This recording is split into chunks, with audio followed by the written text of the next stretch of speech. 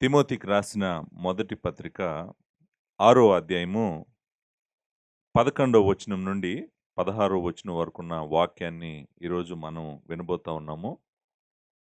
ఇది message number 43. ఇది message number 43.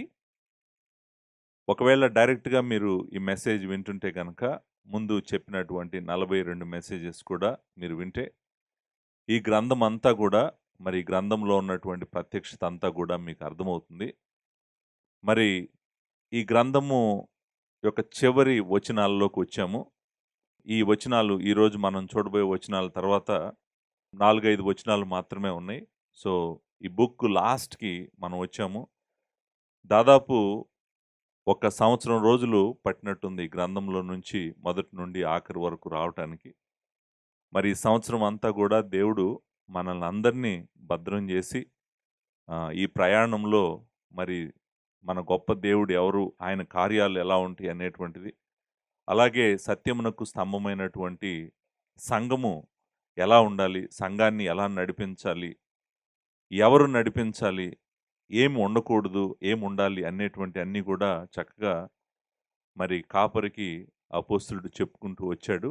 మరి లాస్ట్ వచనాల్లోకి మనం వచ్చాము. సో, ఈ చివరి మాటలు చివరి వచనాల్లో మరలా పౌలు తన దృష్టిని సేవకుడైనటువంటి తిమోతి వైపు షిఫ్ట్ చేశాడు. ఈ వచనాలు 11వ వచనం నుంచి 16వ వచనం వరకు మొత్తం గూడా వ్యక్తిగతంగా తిమోతితో మాట్లాడుతున్నాడు. ఒక సేవకుడితో మాట్లాడుతున్నాడు. సో, మనం ఏమనొచ్చంటే పర్సనల్ ఎగ్జార్టేషన్ అనొచ్చు. వ్యక్తిగతంగా నువ్వు ఒక సంఘాన్ని నడిపిస్తున్నటువంటి కాపరిగా, పెద్దగా, ఒక సేవకుడిగా ఉన్నావు. నీ ప్రాముఖ్యతలు ఏంటో, ప్రయారిటీసు ఏంటో నువ్వు గుర్తుపెట్టుకో. నువ్వు ప్రభువు వచ్చినా, లేకపోతే నువ్వు మహిమలోకి వెళ్ళినా గూడా, ఈలోపు ఒక సేవకుడుగా నీకు ఏది ప్రాముఖ్యమైనటువంటిదో నువ్వు గుర్తుపెట్టుకో తిమోతి అని చెప్పి, లాస్ట్‌లో హెచ్చరికలన్నీ గూడా, ఆజ్ఞలన్నీ గూడా తిమోతికి ఇస్తున్నాడు. సో, 11వ వచనం నుంచి 16వ వచనం వరకు మొత్తం గూడా పౌలు తిమోతితో మాట్లాడుతున్నాడు. తిమోతితోనే కాదు, మరి తిమోతి తర్వాత ఆ లైన్‌లో లాంగ్ లైన్ ఆఫ్ మెన్ అంటాం కదా మనము. ఎవరెవరైతే సంఘాన్ని నడిపిస్తున్నటువంటి కాపరులుగా, సేవకులుగా ఉన్నారో, తిమోతితో మాత్రమే కాదు గానీ, తిమోతి తీసుకున్నటువంటి స్థానంలో ఎవరైతే మరి సంఘ కాలమంతా ఉండబోతున్నారో, వాళ్ళందరితో గూడా దేవుడు ఈ వచనాల ద్వారా మాట్లాడుతా ఉన్నాడు. ఈ వచనాలనన్నిటిని మనం అర్థం చేసుకోవటానికి ఒక ప్రాముఖ్యమైన పదముంది. అది మొట్టమొదట్లోనే ఉంది. ఆ పదము ఏంటంటే దైవజనుడా అనేటువంటి పదము. మనము ఏమంటామంటే మ్యాన్ ఆఫ్ గాడ్ ఇంగ్లీష్ ట్రాన్స్‌లేషన్‌లో మ్యాన్ ఆఫ్ గాడ్. దైవజనుడా అనేటువంటి పదముని నేను వాడతాను. వాడి ఏం చెప్తానంటే ఈ వచనాల్లో నుంచి ఒక మంచి దైవజనుడికి ఉండాల్సినటువంటి ఒక 7 లక్షణాలు చెప్తాను. నిజానికి ఆ 7 తిమోతికి ఉండాలని పౌలు కోరుకుంటున్నాడు. సో, అదే లక్షణాలు ప్రతి దైవజనుడికి కూడా ఉండాలని దేవుడు కోరుకుంటున్నాడు. కాబట్టి ఒక మంచి దైవజనుడిగా ఉండాలంటే, తను జీవించాలంటే, నమ్మకంగా దేవునికి సేవ చేయాలంటే, తన జీవిత కాలం అంతా గూడా ప్రాముఖ్యంగా ఎంచాల్సినటువంటి ఒక 7 విషయాలు ఇక్కడ తిమోతికి చెప్తున్నాడు. అవే నేననుకుంటాను నాకు అప్లై అవుతాయి. కాపరులకు, మరి సంఘాన్ని నడిపిస్తున్నటువంటి పెద్దలకు కూడా అప్లై అవుతది కాబట్టి, మేము తిమోతికి చెప్తున్నాడు అన్నట్టు చదివినప్పటికి కూడా, రియల్ లైఫ్ అప్లికేషను డైరెక్ట్‌గా ఇది సంఘాన్ని నడిపిస్తున్నటువంటి కాపరులకు అనేటువంటిది మనము మర్చిపోవద్దు. సో, ఆ మాటతో నేను మొదలు పెడతాను. మేబీ ఒకసారి నేను వచనాలు చదువుతాను. చదివిన తర్వాత మరలా మనం ఆ మాట దగ్గరికొద్దాము. అక్కడ మొదలు పెడదాము. మొదలుపెట్టి జాగ్రత్తగా అర్థం చేసుకోవడానికి ప్రయత్నం చేద్దాము. దైవజనుడా, నీవైతే వీటిని విసర్జించి, నీతిని, భక్తిని, విశ్వాసమును, ప్రేమను, ఓర్పును, సాత్వికమును సంపాదించుకొనుటకు ప్రయాసపడుము. విశ్వాస సంబంధమైన మంచి పోరాడుము. నిత్య జీవమును చేపట్టుము. దాన్ని పొందుటకు నీవు పిలువబడి అనేక సాక్షుల ఎదుట మంచి ఒప్పుకోలు ఒప్పుకొంటివి. సమస్తమునకు జీవాధారకుడైన దేవుని ఎదుటను పొంతి పిలాతు నొద్ద ధైర్యముగా ఒప్పుకొని సాక్ష్యమిచ్చిన క్రీస్తు యేసు ఎదుటను మన ప్రభు అయిన యేసుక్రీస్తు ప్రత్యక్షమగు వరకు నీవు నిష్కళంకముగాను అనింద్యముగాను ఈ ఆజ్ఞను గైకొనవలనని నీకు ఆజ్ఞాపించుచున్నాను. శ్రీమంతుడును అద్వితీయుడనగు సర్వాధిపతి యుక్త కాలములయందు ఆ ప్రత్యక్షతను కనపరుచును. ఆ సర్వాధిపతి రాజులకు రాజును ప్రభువులకు ప్రభునై ఉన్నాడు. సమీపింపరాని తేజస్సులో ఆయన మాత్రమే వసించుచు అమరత్వము గలవాడై ఉన్నాడు. మనుష్యులలో ఎవడును ఆయనను చూడలేదు, ఎవడును చూడనేరడు. ఆయనకు ఘనతయు శాశ్వతమైన ప్రభావమును కలిగి ఉండునుగాక. ఆమేన్. దైవజనుడుగా పిలువబడటం కానీ, దైవజనుడుగా ఉండటం కానీ చిన్న విషయమైతే కాదు. ఇది చాలా బాధ్యతతో కూడినటువంటిది, భయముతో కూడా కూడుకున్నటువంటిది. మీరు ఈ లక్షణాలు నేను చెప్తున్నప్పుడు మీకు ఎలాంటి బాధ్యత దేవుడు దైవజనుడికి ఇచ్చాడు, దైవజనుడి నుంచి ఏమి దేవుడు కోరుకుంటున్నాడు అనేటువంటిది మీకు అర్థమవుతుంది. కానీ ఈ వచనాలన్నిటిలో కూడా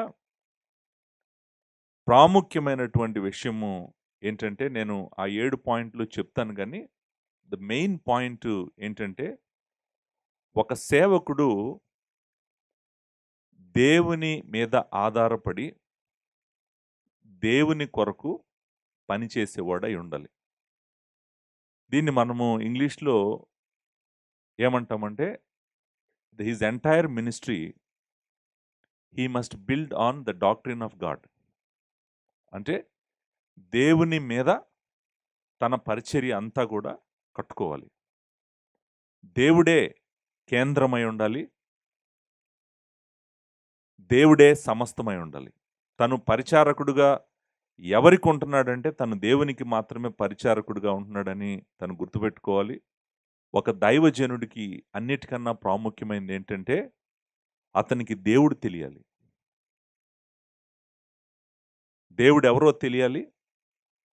అతను ఆ దేవుణ్ణి ప్రేమించి ఆరాధించే వ్యక్తి అయి ఉండాలి. ఈ రెండు చాలా ఇంపార్టెంట్. ఒకటి, దేవుడు తెలిసిన వ్యక్తి అయి ఉండాలి. రెండు, ఆ దేవుణ్ణి ఆరాధించే వ్యక్తి కూడా అయి ఉండాలి. లేకపోతే పరిచర్య చేయలేడు. నిజానికి ఇక్కడున్న ఏది చేయలేడు. నేను అందుకే బిగినింగ్లోనే నా హార్ట్లో ఏది ఉందో అది మీకు చెప్పడం మంచిది అనిపించింది. దేవుడు తెలియకుండా, దేవుణ్ణి ఆరాధించకుండా ఒక వ్యక్తి మంచి దైవజనుడు ఎప్పటికీ కాలేడు. అంటే తన మనసు దేని మీద ఉండాలంటే, తన పరిచర్య జీవితం అంతట్లో కూడా తనకు దేవుడు ఎన్ని సంవత్సరాలు ఇచ్చినా కూడా అన్ని సంవత్సరాల్లో కూడా తను దేవుణ్ణి తెలుసుకోవటానికి ప్రయత్నించేటువంటి వ్యక్తి అయి ఉండాలి. దేవుణ్ణి ప్రేమించే వ్యక్తి అయి ఉండాలి. దేవుణ్ణి హత్తుకునేటువంటి వ్యక్తి అయి ఉండాలి. సమస్తము దేవుడే అన్నట్టుగా బ్రతికేటువంటి వ్యక్తి అయి ఉండాలి. అది నిజానికి ఈ వచనాల యొక్క మెయిన్ పాయింట్, డైరెక్షన్ అదే. మనల్ని అటువైపు తీసుకెళ్తున్నాడు పౌలు. ఎందుకంటే పరిచర్య చేయటము చాలా కష్టం. అందరికీ అనిపించవచ్చు, ఏది పరిచర్య చేయటం అంటే చక్కగా లైట్ల ముందు నుంచొని యూట్యూబ్ కోసం, రికార్డింగ్ కోసం మాట్లాడటమేమో పరిచర్య అని అనుకుంటున్నారేమో. పరిచర్య చాలా కష్టము. ఎందుకంటే మనము దుష్టుని రాజ్యం మీదకు వెళ్ళి దుష్టుని రాజ్యంలో నుండి సువార్త ప్రకటించి మరి మనుషులను దేవుడు విమోచించుకుంటూ తన రాజ్యంలో తెచ్చుకుంటున్నాడు. మనము శత్రువులతో పోరాడుతున్నాము, మనం ఈ లోకంతో పోరాడుతున్నాము, అన్నిటికన్నా మన శరీరంతో, మన శరీర ఆశలతో, కోరికలతో పోరాడుతున్నాము. ఇదంతా కూడా పోరాటము. ఈ బ్యాటిల్లో చాలా కష్టం పరిచర్య చేయటం. ఎంత కష్టమైనటువంటి పరిచర్యని అబద్ధ బోధకుడు ఇవేం పట్టించుకోడు. అబద్ధ బోధకుడికి ఇవేం అవసరం లేదు. వాడు మోసగాడు కాబట్టి వాడు సర్వైవ్ అవుతాడు, ప్లస్ థ్రైవ్ అవుతాడు కూడా. మనకు చూస్తుంటే థ్రైవ్ అవుతున్నట్టు కూడా అనిపిస్తూ ఉంటుంది. కానీ ఒక నిజమైన సేవకుడుగా, ఒక నమ్మకమైన సేవకుడుగా బ్రతకటం అంటే చాలా కష్టము. ఆ వ్యక్తికి ఏది అవసరం అంటే అన్నిటికన్నా దేవుడు అవసరం. సో ఏ వ్యక్తికైతే దేవుడు నిజంగా తెలుస్తాడో ఆ సేవకుడు నిజంగా దేవుని కోసం నిలబడతాడు, దేవుని సంకల్పాన్ని నెరవేరుస్తాడు. ఆఖరి వరకు పోరాడతాడు. దేవునికి మహిమ తెస్తాడు. సో, అలాంటి సేవకుడుగా ఉండటానికి అన్నిటికన్నా అవసరమైందేంటంటే, ఆ వ్యక్తికి దేవుడు తెలియాలి. దేవుడు పర్సనల్‌గా, ఇంటిమేట్‌గా తెలియాలి. అంతేకాదు ఆ దేవుడిని ఆయన పట్టుకొని, ఆయనను ఆరాధిస్తూ, ఆయనను ప్రేమిస్తూ పరిచర్య చేస్తే ఆ పరిచర్య చేయగలడు. లేకపోతే ఆ పరిచర్య చేయలేడు. సో, ఈ ఇంట్రడక్షన్‌తో నేను ముందుకు వెళ్తున్నాను. వచనాల్లోకి వెళ్దాం. మనం చాలా వచనాలు ఈరోజు కవర్ చేయాలి. జాగ్రత్తగా ఒక్కొక్క వచనాన్ని, ఏ మాటని, ఏ పదాన్ని మిస్ అవ్వకుండా మనము అర్థం చేసుకోవడానికి ప్రయత్నం చేద్దాము. సో, మొట్టమొదటి పదము నిజానికి ఇక్కడ కానీ అనే మాట ఉండాలి. 11వ వచనం బిగినింగ్‌లో మిస్ అయిందది. బట్ అని కాంట్రాస్ట్ ఉండాలనమాట. మనం ఇంగ్లీష్ ట్రాన్స్‌లేషన్స్‌లో బట్ అనేటువంటిది ఉంది. తెలుగులో లేదు. సో, అంటే అర్థం ఏంటంటే కానీ దైవజనుడా నీవైతే అలా ఉండాలనమాట. కానీ అంటే అర్థం ఏంటంటే సో, పైన మాట్లాడాడు కదా! ఎవరైతే ధనం వెనకాల పరిగెడుతున్నారో, సంపాదన కోసం పరిగెడుతున్నారో, వాళ్ళు వాళ్ళ జీవితాలను, వాళ్ళ విశ్వాసాన్ని ఎలా నాశనం చేసుకుంటున్నారో చెప్పాడు. చెప్పి ఏమంటున్నాడంటే, కానీ నువ్వు మాత్రం దైవజనుడా నువ్వు అలా ఉండటానికి వీల్లేదు. నువ్వు అలా ఉండటానికి కుదరదు.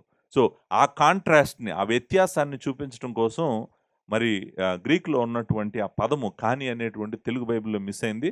దయచేసి మీరు అక్కడ యాడ్ చేసుకోండి. 11వ వచనం బిగినింగ్‌లో కానీ అని దైవజనుడా అనే మాట ఉండాలనమాట. సో, యాడ్ చేసుకోండి. ఫస్ట్ మాట దైవజనుడా అన్నాడు గదా! దైవజనుడు అనేటువంటి మాట చాలా ప్రాముఖ్యమైనటువంటి మాట. ఎవరికి పడితే వాళ్ళకి వాడేటువంటి మాట కాదు. ఈ మాట బరువైనటువంటి మాటే. మీరు 2 తిమోతిలో నేను ఈ మాటను చూసాం ఆల్రెడీ మనం కదా!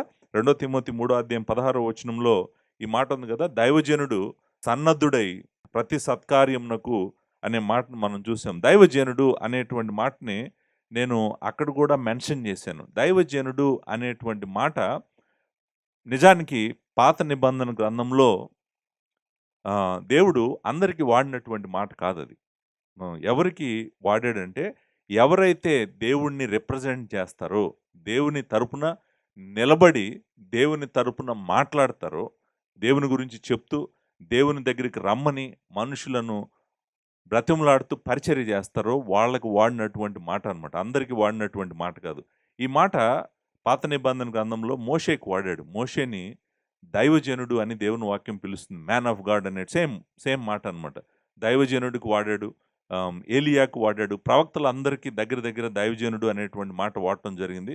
సో, దైవజనుడా అనేటువంటి మాట పాత నిబంధన గ్రంథంలో ఏలియాకు వాడాడు, ఎలీషాకు వాడాడు, మోషేకు వాడాడు, దావీదుకు కూడా వాడాడు దైవజనుడా అనేటువంటి మాట. సో, ఈ దైవజనుడు అనేటువంటి మాటకు అర్థము ప్రాముఖ్యమైన మీనింగు ఏంటంటే, the one who belongs to God. దేవునికి సంబంధించినటువంటి వ్యక్తి. అంతేకాదు the one who represents God. అంటే అర్థము దేవుణ్ణి మరి చూపించేటువంటి వ్యక్తి. దేవునికి సంబంధించినటువంటిది మరి పరిచర్య చేసేటువంటి వ్యక్తి అని మనము దైవజనుడిని పిలవచ్చనమాట. సో, దైవజనుడు అనేటువంటి మాట ఎవరికి పడితే వాళ్ళకి వాడకూడదు. అందరికి వాడాల్సింది కాదు. ఎవరైతే దేవుని పరిచర్య చేస్తారో, దేవుని పరిచర్యలో ఉంటారో, దేవుని సంకల్పం కోసం పనిచేస్తూ ఉంటారో, వాళ్ళని మనము దైవజనుడు అని పిలవాలి. సో, ఇంట్రెస్టింగ్ ఏంటంటే తిమోతిని పిలుస్తున్నాడు దైవజనుడు అని. అపోస్తలుడు ఏమని పిలుస్తున్నాడు? ఎవరిని పిలుస్తున్నాడు? తిమోతిని పిలుస్తున్నాడు దైవజనుడా అని. అంటే దేవుడిని నువ్వు రిప్రజెంట్ చేస్తున్నావు. నువ్వు దేవునికి సంబంధించినటువంటి వ్యక్తివి. దేవుని పని, దేవుని సంకల్పాన్ని ముందుకు తీసుకెళ్తున్నావు. కాబట్టి నువ్వు దైవజనుడివే అని చెప్పి తిమోతిని పిలవటం జరిగిందనమాట. సో, ఇక్కడ నుంచి దైవజనుడు అని అడ్రెస్ చేశాడు కదా! చేసిన తర్వాత ఈ దైవజనుడు జీవితంలో ఏమి ఉండాలని దేవుడు కోరుకుంటున్నాడో పౌలు వరుసన రాసుకుంటా వెళ్ళాడు. ఒక 7 లక్షణాలు నేను చెప్తానన్నాను కదా! ఆ 7 కూడా మనం చూద్దాం. ఏడిటికి నేను దైవజనుడు అనే మాట కలుపుతాను.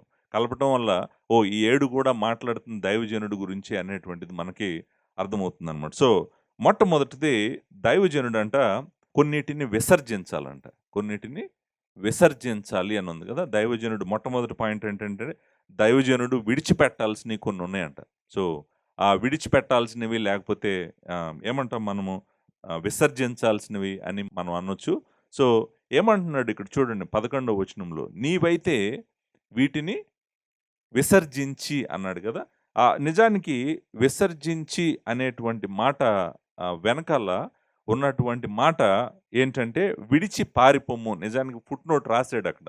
సో, వెనకాల ఉన్నటువంటి గ్రీక్ పదము ఫోర్స్ ఏంటంటే ఫ్లీ, పారిపో. వీటి నుంచి నువ్వైతే పారిపో. దైవజనుడా నీవైతే వీటి నుంచి పారిపోమంటున్నాడు. సో, ఎందుకు పారిపోవాలి? అసలు ఎలాంటి పరిస్థితుల్లో మనం పారిపోవాల్సొస్తది? పారిపోవటం ఏంటి? ఎక్కడికి పారిపోవాలి? విసర్జించు అని తెలుగులో అనువాదం చేశాడు. కింద ఫుట్‌నోటు పారిపోమ్మనే ఇచ్చాడు. నిజానికి పారిపోమ్మనే ఉందక్కడ. మనము ఫుట్‌నోట్‌నే తీసుకోవడం మంచిది. వీటి నుండి నువ్వు పారిపో అన్నాడు. వేటి నుండి పారిపోమన్నాడు? ఒకటి. 2 అసలు పారిపోవటం ఏంటి? వీటి నుంచి పారిపోవటం అనేటువంటిది ఏంటి? అవసరం ఏంటి? అనేటువంటిది కూడా మనం ఆలోచించాలి. సో, వీటి నుండి అంటే అర్థం ఏంటంటే పైన చెప్పాడు కదండీ! పైన చెప్పిన వాటిల్లో ప్రాముఖ్యంగా అబద్ధ బోధకుల గురించి మాట్లాడాడు. అబద్ధ బోధకులకున్న 10 లక్షణాలు నేను చెప్పాను. 10 లక్షణాలతో పాటు అబద్ధ బోధకుల గురించి మాట్లాడిన తర్వాత కింద వాళ్ళకున్నటువంటి ధనాపేక్ష గురించి కూడా మాట్లాడాడు. ధనాపేక్ష గురించి మాట్లాడి ఏమంటున్నాడంటే, దైవజనుడా నువ్వు ధనాపేక్ష విషయంలో మాత్రం జాగ్రత్తగా ఉండు. సాధ్యమైతే దాని నుండి నువ్వు పారిపోమని చెప్తున్నాడు. సో, నేను చెప్పాను కదా మీకు. ఏ దైవజనుడికైనా కూడా, ఒక దైవజనుడికి ధనం మీద వ్యామోహం ఉందంటే గనక, ధనం మీద వ్యామోహం ఉంటే గనక, తను అవిశ్వాసి అయి చనిపోతాడు. నేను ఇంతకుముందు వీక్ చెప్పాను. ఎంత డేంజరో చెప్పాను. ఇప్పుడు చూడండి, దేని నుంచి పారిపోవాల్సిన అవసరం వస్తదంటే, ఎక్కడైతే ఆపద ఉందో, ఆపద నుంచి పారిపోవాల్సొస్తది. ఏదో సముద్రం మన మీదకి లేచి పడుతుందనుకోండి, పారిపోవాల్సొస్తది. ఎందుకని? అది మనల్ని లోపలికి తీసుకెళ్ళి మింగటానికి అవకాశం ఉంది కాబట్టి. సో, అక్కడ అంటే ఇంకా ఏదైనా మన మీద పడతదని గానీ, మనల్ని పట్టుకుంటదని గానీ, మనల్ని ముంచేస్తదని గానీ, మనల్ని నాశనం చేస్తదని గానీ తెలిసినప్పుడు ఏం చేయాలి మనము దాని నుంచి? ఆ డేంజర్ నుంచి పారిపోవాలి. సో, ఈయనేమంటున్నాడంటే ఒక సేవకుడు, ఒక దైవజనుడు పారిపోవాలంట నిజంగానే. అంటే ఏమని అంటున్నాడంటే, ఓహ్! అది డేంజర్. అది నిన్ను పాడు చేస్తది. నిన్ను నాశనం చేస్తది. కాబట్టి నువ్వు దాని యొక్క డేంజర్‌ని అర్థం చేసుకున్నావు కాబట్టి ఎక్కడికి పారిపోవాలి? ఎక్కడికి పారిపోవాలంటే భద్రంగా ఉన్న స్థలానికి పారిపోవాలి. సేఫ్టీ మనము flea to a safe place అంటాం మనం. Flea to a shelter, flea to A hire land అంటుంటాం కదా! మనం ఇలాంటి మాటలు. అంటే ఎక్కడైతే నీకు భద్రత దొరుకుతదో, ఎక్కడైతే నీకు క్షేమం దొరుకుతదో నువ్వు అక్కడికి పారిపోమని చెప్తుంటాం కదా! సో, ఈయన ఏం చెప్తున్నాడంటే, నువ్వు దీని నుంచి పారిపో. నీది ఒకసారి జరిగింది కాదిది. ఒకరోజు జరిగేది కాదు. తను దైవజనుడు తన జీవిత కాలం గూడా ఇలాంటి ఆశల నుండి, దురాశల నుండి, ధనాపేక్ష అనేటువంటి దాని నుండి తను తప్పకుండా పారిపోవాలి. సో, దైవజనుడికి ధనం మీద వ్యామోహము ఉండకూడదు. ఒకవేళ మనీ మీద వ్యామోహం ఉందంటే గనక తను తప్పకుండా అవిశ్వాసి అయి చనిపోతాడు. అందులో డౌటే లేదు. మీరు అందుకని అంత డేంజర్ ఉంది కాబట్టే, అంత అపాయం ఉంది కాబట్టే తనే తన విశ్వాసాన్ని పోగొట్టుకొని, తను పొడుచుకొని, తన జీవితం నాశనం చేసుకొని, అంత డేంజర్ ఉంది కాబట్టి ఏమని చెప్తున్నాడు? దైవజనుడా నువ్వైతే దీని నుంచి పారిపో. పారిపో అనేటువంటి మాటకి, లేకపోతే విసర్జించు అనే మాట మనము విసర్జించడం అంటే అది నీకొద్దని. అది లైట్‌గా ఉన్నట్టు అనిపించింది నాకు. విసర్జించడం అంటే దాన్ని వదిలిపెట్టు అని చెప్తున్నట్టుంది గానీ, నిజానికి ఫోర్స్ అయితే అది కాదు. ఫోర్స్ ఏంటంటే you have to run away from it.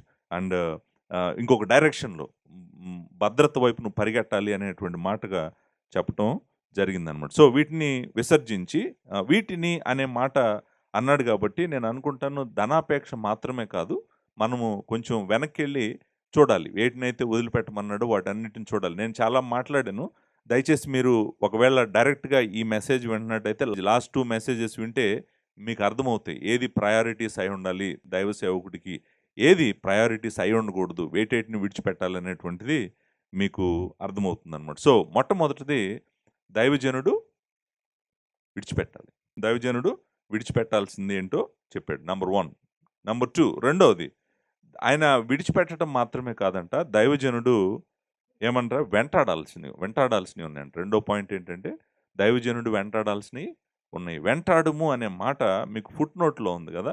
మూల భాషలో నిజంగానే వెంటాడుము అనే ఉందనమాట. పర్స్యూ అనేటువంటి మాట మనం వాడతాం కదా!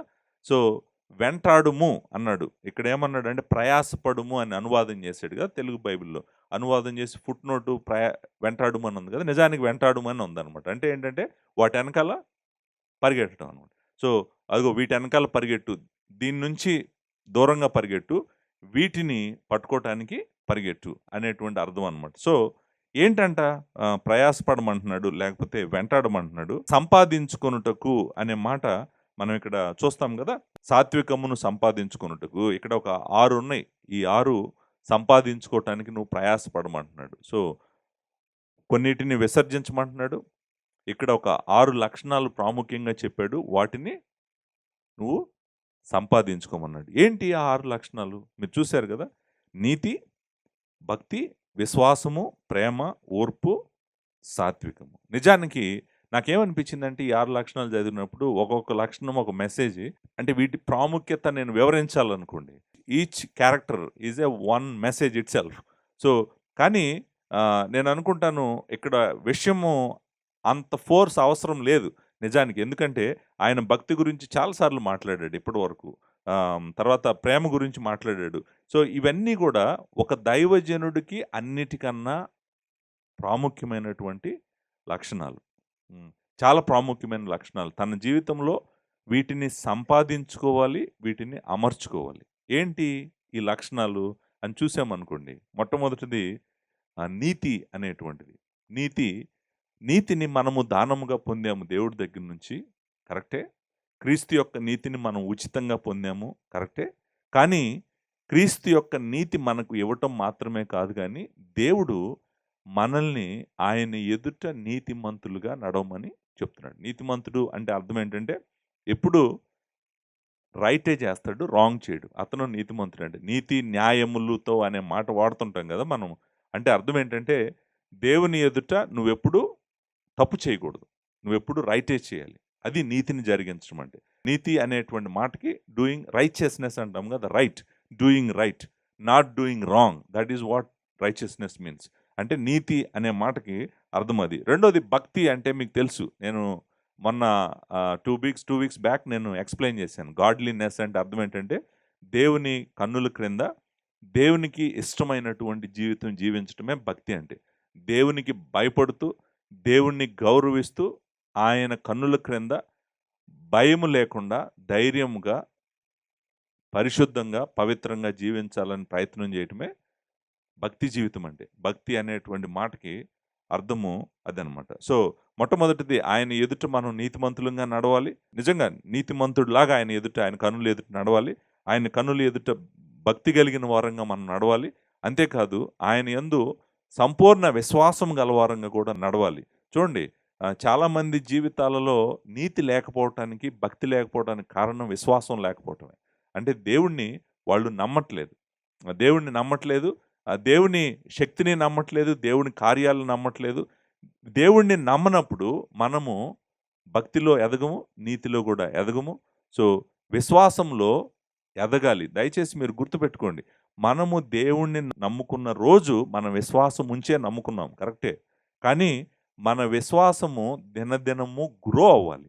విశ్వాసము నుండి విశ్వాసం వరకు, ఫ్రమ్ ఫెయిత్ టు ఫెయిత్, విశ్వాసము నుండి విశ్వాసం అనేటువంటి మాటను కూడా మనము రోమీలకు రాసిన పత్రిక 1వ అధ్యాయం 17వ వచనంలో చదువుతామన్నమాట. అంటే నమ్మకము నుండి నమ్మకముకు మనము మూవ్ అవ్వాలి. మీరు చూడండి, ఫస్ట్ రోమీలకు రాసిన పత్రిక 1వ అధ్యాయంలో ఈ మాట మనం చూస్తాం. ఏంటంటే నీతిమంతుడు విశ్వాసం మూలముగా జీవించనని వ్రాయబడిన ప్రకారము 1:17లో వ్రాయబడిన ప్రకారము విశ్వాసం మూలముగా అంతకంతకు విశ్వాసం కలుగునట్లు అనే మాట ఉందన్నమాట. అంతకంతకు విశ్వాసము కలుగునట్లు. సో, మన బిగినింగ్ ఎండ్ దేవుడితో అంతా కూడా, మన యాత్ర అంతా కూడా, మన ప్రయాణం అంతా కూడా, మన సంబంధం అంతా కూడా సమరైజ్ చేయాల్సి వస్తే ఏంటంటే మనము దేవుడితో నడిచేదంతా కూడా విశ్వాస ప్రయాణమే. ఆ విశ్వాస ప్రయాణంలో బిగినింగ్లో మనం విశ్వాసంతో మొదలుపెట్టినప్పటికీ కూడా జీవితకాలం కూడా మన విశ్వాసం ఏమవుతుండాలి? ఆయన నమ్మటము, ఆయనను ట్రస్ట్ చేయటము గ్రో అవుతూ ఉండాలి. ఆ విశ్వాసము చాలా ప్రాముఖ్యము. మనము ఆఖరి వరకు కాపాడుకోవాల్సింది కూడా ఏంటది? విశ్వాసమే. సో, విశ్వాసము అంత ప్రాముఖ్యం. విశ్వాసిలో నుంచి విశ్వాసం తీసేస్తే ఇంకా మిగిలింది ఏం లేదనమాట. సో, విశ్వాసి అంటేనే విశ్వాసం గలవాడు అన్నది. అది ఎవరి యందు విశ్వాసం అంటే దేవుని యందు విశ్వాసము కలవాడు. చూడండి, దేవుని ఎదుట నీతిమంతుడిగా నడవాలంట, దేవుని ఎదుట భక్తిపరుడుగా నడవాలంట, దేవుని ఎదుట విశ్వాసము చూపించేవాడిగా నడవాలంట. అందులో మీరు ఇంకోటేంటో తెలుసా అండి? ఇది ఒక కాపరిగా, దైవజనుడిగా ఇంకా ప్రాముఖ్యం. ఎందుకో చెప్పమంటారా? కాపరి యొక్క నీతిని, కాపరి యొక్క భక్తిని, కాపరి యొక్క విశ్వాసాన్ని దాటి సంఘంలో ఉన్నటువంటి వాళ్ళు పైకెళ్ళలేరు. కాపరి తను దేవుణ్ణి ప్రేమిస్తూ తన ఈ లక్షణాలన్నీ తన జీవితం ద్వారా చూపించాలి. ఎవరికి? సంఘంలో ఉన్నటువంటి దేవుని బిడ్డలకి. వాళ్ళు చూడాలి, ఇదిగో పాస్టర్ గారికి విశ్వాసము చూడు, ఎంత విశ్వాసం ఉందో. పాస్టర్ గారి భక్తి చూడు అనేటువంటిది నిజానికి మాదిరిగానే కోరుకుంటున్నాడు. మాదిరిగా ఉండాలనే కోరుకుంటున్నాడు. సో, ఈ లక్షణాలు హైయెస్ట్ స్టాండర్డ్‌లో ఎక్స్‌పెక్ట్ చేస్తున్నాడు. ఎవరి దగ్గర నుంచి అంటే, ఒక దైవజనుడి దగ్గర నుంచి. సో, ఈ 3 దేవుని కన్నులు ఎదుట చేశాడనుకోండి. ఇంకొక 3 ఉన్నాయి మనుషులు ఎదుట చేయాల్సినవి మనం. అదేంటి? ప్రేమ, ఓర్పు, సాత్వికము. ఇవి నేను అనుకుంటాను హారిజాంటల్ డైరెక్షన్‌లో ఉన్నటువంటి ఒక 3 వర్టికల్ డైరెక్షన్‌లో ఉన్నాయి. వర్టికల్ అంటే దేవుడికి మనకి మధ్య, హారిజాంటల్ అంటే మనకి మధ్య. అంటే మనుషులకి మధ్య. మనుషులకి మధ్య ఉన్నటువంటిదేంటి? అన్నిటికన్నా ప్రాముఖ్యమైనది విశ్వాసకేంటి? ప్రేమ. ప్రేమ గురించి నేను ఎంతో మాట్లాడాను. రెండో రెండో పేతురు రాసిన పత్రికలో మనం ప్రేమ గురించి చాలా మాట్లాడాము. మొదటి పేతురు రాసిన పత్రికలో కూడా నేను ప్రేమ గురించి ఎంతో మాట్లాడాను. సో, పిచ్చి ప్రేమ మనకు పరిశుద్ధుల పట్ల ఉండాలి.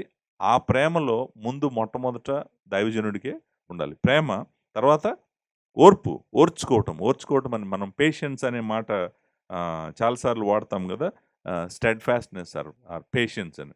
ఓర్చుకోవటము అనేటువంటిది నిజానికి ఇవన్నీ గూడా దేవుని లక్షణాలే. దేవునితో ఎవరైతే ఎక్కువ సహవాసం చేస్తారో, దేవుడు ఎవరికైతే ఎక్కువ తెలుస్తాడో వాళ్ళకి ఈ లక్షణాలు వస్తాయన్నమాట. నేను అందుకే చెప్తున్నాను. దేవుడిని తెలుసుకోవటంలోనే సీక్రెట్ అంతా ఉంది. ఈ 7 లక్షణాల్లో అని చెప్తున్నాననమాట. ఎందుకంటే ఆహ్, జాన్ మెకార్థర్ గారు కూడా చాలా సార్లు ఈ మాట చెప్పాడు. ఏంటంటే, మినిస్ట్రీలోకి ఎళ్తున్నారు. కాలేజీలో ట్రైనింగ్ అయిపోయింది. ఎండీ చదివారు. ఇప్పుడు మినిస్ట్రీలోకెళ్తున్నారు. వీళ్ళకి అన్నిటికన్నా ప్రాముఖ్యమైనటువంటి లక్షణము, ఏ లక్షణం వీళ్ళు అభివృద్ధి చేసుకోవాలంటే, ఆయన వెంటనే ఆలోచించకుండా చెప్పేదేంటంటే పేషెన్స్. ఏం గావాలి వీళ్ళకి? ఓర్పు గావాలి. ఓర్పు. ఓర్పు చాలా అవసరం. ఎందుకంటే, మనకు మనకు నచ్చనివి, మనకిష్టం లేనటువంటి చాలా జరుగుతుంటాయి పరిచర్యలో.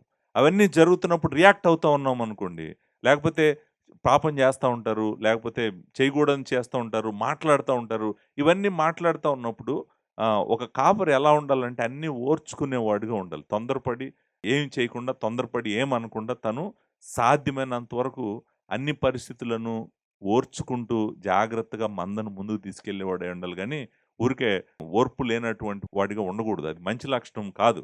సో, ఓర్పుతో పాటు ఇంకొకటి ప్రాముఖ్యమైనటువంటిది సాత్వికము. అంటే కాపరి దైవజనుడి దగ్గరికి ఎవరైనా రాగలగాలి.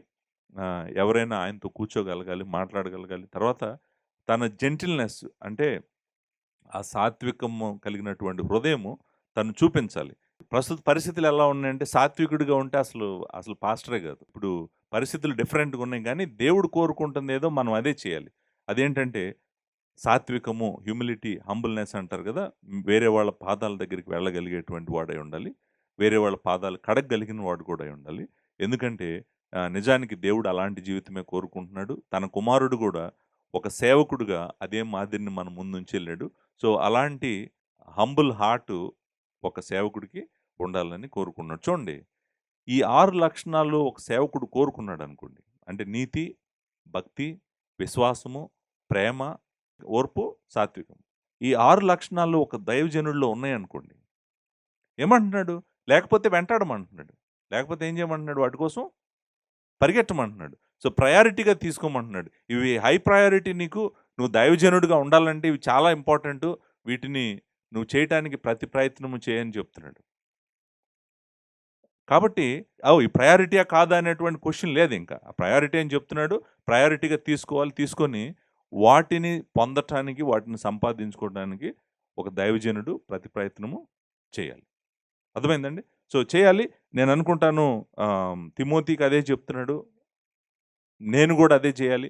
ప్రతి దైవజనుడు గూడా అదే చేయాలి. అదే చేయాలని దేవుడు కోరుకుంటా ఉన్నాడు. సో, ఒక 3 లక్షణాలు దేవుని ఎదుట, ఒక 3 లక్షణాలు మనుషుల ఎదుట నమ్మకంగా ఉండటానికి ప్రయాసపడమని, సంపాదించుకోమని చెప్తున్నాడు. ఇది రెండో లక్షణం. సో, దైవజనుడు విడిచిపెట్టాల్సింది ఉంది.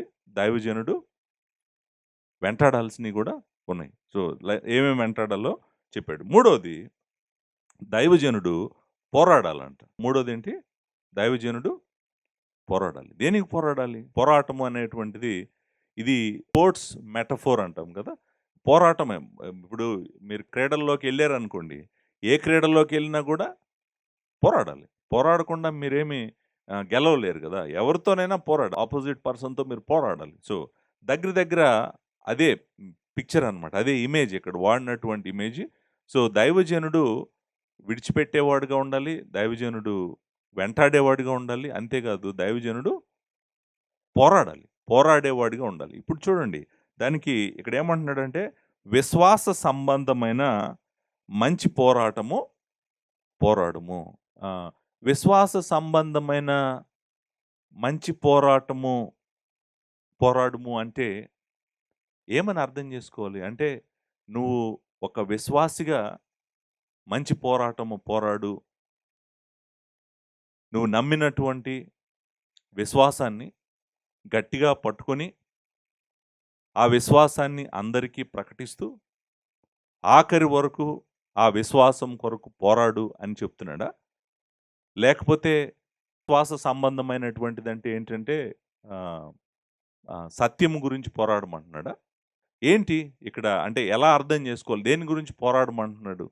పోరాడాల్సింది దేని గురించి? నిజానికి ఇక్కడ ట్రాన్స్‌లేటర్స్ కూడా, అంటే అనువాదం చేసేవాళ్ళు కూడా చాలా స్ట్రగుల్ అయ్యారు. ఒక ముగ్గురు ఇటెళ్ళారు, ఒక ముగ్గురు ఇటెళ్ళారు. ఒక ముగ్గురు అంటే ఒక 3 ఇంగ్లీష్ ట్రాన్స్‌లేషన్స్ ఇటెళ్ళినియి. ఇంకొక 3 ఇంగ్లీష్ ట్రాన్స్‌లేషన్స్ ఇటెళ్ళినియి అనమాట. సో, నేను ఎటెళ్ళారో చెప్తాను మీకు. ఎటెళ్ళారు పాస్టర్ గారు అసలు ఇంతకీ మాకేం చెప్పలేదు. అటెళ్ళారు, ఇటెళ్ళారు అంటున్నారు. ఎటెళ్ళారు ఈళ్ళు? అసలు ఏం జరుగుతుంది ఇక్కడ అని చెప్తే నేను జాగ్రత్తగా చెప్తాను, మీరు చూడండి. ఈయన పోరాడాల్సింది దేని గురించి పోరాడమన్నాడు? విశ్వాస సంబంధమైన మంచి పోరాటం. మంచి పోరాటము గుడ్ ఫైట్ అంటాం కదా! అంటే విశ్వాస విషయంలో నువ్వు పోరాడాలి. అది కూడా మంచి పోరాటం పోరాడాలి. మంచి పోరాటం పోరాడాలి. ఎలా పోరాడాలంటే నువ్వు దానిని భద్రం చేయటం కోసం పోరాడాలి. నువ్వు దానిని జాగ్రత్తగా ఆఖరి వరకు తీసుకెళ్ళడం కోసం పోరాడాలి. కానీ ఇంతకీ విశ్వాస సంబంధమైన అంటే అర్థం ఏంటి? విశ్వాస సంబంధమైన అంటే ఆయన విశ్వాసము కాపాడుకుంటూ, ఆయన నమ్మిన క్రీస్తును ప్రకటిస్తూ, ఈ లోకము ఎన్ని శ్రమలు పెట్టినా వాటినన్నిటినీ తట్టుకుంటూ, తను నమ్ముకున్న తన దేవుణ్ణి పట్టుకొని అందరి ఎదుట నేను క్రీస్తు బిడ్డనని చెప్పుకుంటూ ముందుకు వెళ్ళడమా విశ్వాస సంబంధమైన పోరాటం అంటే? ఇదొక గ్రూపు ఎలా అర్థం చేసుకున్నారు ఈ వచనాన్ని. ఇంకో గ్రూపు ఎలా అర్థం చేసుకున్నారంటే, విశ్వాస సంబంధమైన పోరాటము అంటే అర్థము ఏంటంటే, విశ్వాసానికి సంబంధించినటువంటి సత్యం గురించి పోరాటము అనేటువంటిది ఇంకొక గ్రూప్ తీసుకున్నారనమాట. విశ్వాసాన్ని గురించిన సత్యం అంటే ఏంటి? సువార్త. ఆ సువార్తను, ఆ సత్యాన్ని, ఆ ట్రూత్‌ని, దాన్ని కాపాడటం కోసం నువ్వు పోరాడాలి అని చెప్తున్నాడని కొంతమంది అర్థం చేసుకున్నారు. ఉదాహరణకి ఈఎస్వి, ఎన్ఐవి, తర్వాత హోల్మెన్ కూడా ది ఫెయిత్ అని అనువాదం చేశారు. నిజానికి ఆర్టికల్ ది అంటే ఏ అని దీని ఆర్టికల్స్ అంటాం కదా! ఆర్టికల్ ఉంది, గ్రీక్‌లో కూడా ఉంది. సో, యాజ్ ఇట్ ఈస్‌గా గ్రీక్‌లో ఉన్నట్టే వీళ్ళు ది ఫెయిత్ అని ట్రాన్స్‌లేట్ చేశారు. అదే ఎల్ఎస్‌బి, ఎన్ఏఎస్‌బి అండ్ ఎన్‌కేజేవి ఆర్టికల్ తీసేసి ఫెయిత్ అని ట్రాన్స్‌లేట్ చేశారు. అంటే ఎల్ఎస్‌బి, ఎన్ఏఎస్‌బి అండ్ ఎన్‌కేజేవి ఇటు లెఫ్ట్ సైడ్‌కెళ్ళారు. తర్వాత ఈఎస్‌వి, హోల్మెన్, ఎన్ఐవి ఇదిగో ఇటు సైడ్‌కెళ్ళారు. ఇద్దరు ఇటు సైడ్‌కెళ్ళారు. సో, నేను ఏ సైడ్ ఉన్నానో చెప్తాను. మీరు జస్ట్ హోల్డ్ చేయండి. నేనేమనుకుంటున్నానంటే, మేబీ ఈ రెండిట్లో ట్రూత్ ఉంది. ఈ రెండిట్లో ఎందుకు ట్రూత్ ఉందంటే, తను కాపాడుకోవాల్సింది తన విశ్వాసాన్ని. అనుమానమే లేదు అందులో. తను క్రైస్తవుడైనందుకు తన జీవితకాలం పోరాడాల్సిందే. అందులో కూడా డౌట్ లేదు. తను క్రైస్తవుడైనందుకు, క్రీస్తును నమ్ముకున్నందుకు, సిలువను ధరించుకున్నందుకు తను జీవితకాలం పోరాడాల్సిందే. ఎవరితో పోరాడాలి? చీకటి శక్తులతో పోరాడాలి. ఈ లోకంలో ఉన్న వాళ్ళతో పోరాడాలి. అందరితో పోరాడాలి. పోరాడాల్సిన అవసరం ఉంది. తన విశ్వాస విషయంలో పోరాడాలి. ప్రతి దైవజనుడు కూడా పోరాడాలి. అది నిజమే. కాకపోతే అదంతా తనకు తెచ్చిపెట్టింది సత్యమే కాబట్టి, అంటే సువార్తే కాబట్టి, నేను అనుకుంటాను ఈ పోరాటంలో ఈ రెండిటిని సెపరేట్ చేయలేమని నేను అనుకుంటా ఉన్నాను. కానీ నేనైతే ఏం నమ్ముతున్నానంటే, ఆయన పోరాడాల్సింది తన విశ్వాసాన్ని కాపాడుకుంటూ తన విశ్వాసాన్ని లోకానికి చూపిస్తూ పోరాటం గురించే మాట్లాడుతున్నాడని నేను అనుకుంటాను. దానికి 2 రీజన్స్ చెప్తాను. నేను టెక్స్చువల్ రీజన్స్ నాకు కనిపించినయి చెప్తాను. మొట్టమొదటిది పౌలు ఏమంటాడంటే 2 తిమోతికి రాసిన పత్రిక 4 అధ్యాయము 7 వచనంలో ఏమంటాడంటే, మంచి పోరాటము పోరాడితిని, నా పరుగు కడముట్టించితిని, విశ్వాసము కాపాడుకుంటుని. ఇప్పుడు చూడండి, ఇప్పుడు ఆయన పోరాడాడు. దేని గురించి పోరాడాడు? సత్యం గురించి పోరాడాడు. No doubt. గాస్పెల్ గురించి పోరాడాడు. No doubt. కానీ తను ఒక క్రైస్తవుడిగా ఉంటూ ఈ లోకంలో క్రీస్తుని చూపిస్తూ, క్రీస్తును ప్రకటిస్తూ పోరాడాడు. అది చీకటి లోకానికి వెలుగును చూపిస్తూ పోరాడాడు. పోరాడి ఆఖరికి ఏమంటున్నాడంటే, నా విశ్వాసాన్ని నేను కాపాడుకున్నాను అంటున్నాడు. అంటే అర్థమేంటి? తను క్రీస్తు బిడ్డనని ఈ లోకంలో చెప్పుకోవటానికి ఏమాత్రము సిగ్గుపడలేదు. సువార్త ప్రకటించడానికి కూడా సిగ్గుపడలేదు. అంతేకాదు, తను ఎన్ని కష్టాలు వచ్చినా కూడా, తను క్రైస్తవుడైనందుకు లేకపోతే క్రీస్తు బిడ్డ అయినందుకు ఎన్ని కష్టాలు వచ్చినా కూడా వాటన్నిటిని తట్టుకోవడానికి తనేమీ ఆలోచించలేదు. పోరాడతానన్నాడు, పోరాడాడు. ఆఖరి వరకు పోరాడాడు. ఆఖరికి లైఫ్ పోద్దన్నా కూడా పోరాడాడు. పోతే పోనీయమన్నాడు. ఏమన్నాడు? లైఫ్ చంపుతామన్నారు. చంపుతామంటే ఏమన్నారు? చంపండి అన్నాడు.